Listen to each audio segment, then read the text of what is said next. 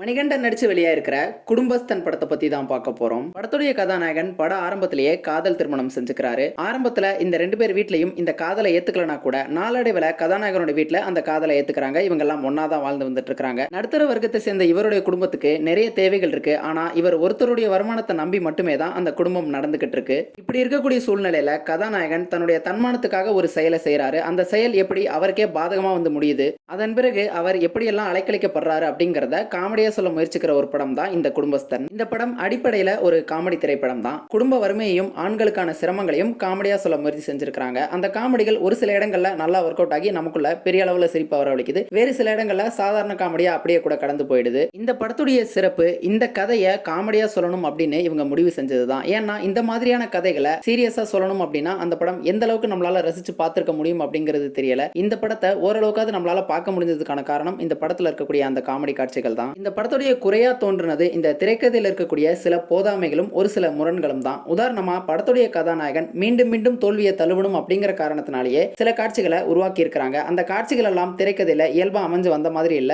இதுக்காகவே உருவாக்கப்பட்ட மாதிரி தான் இருந்தது.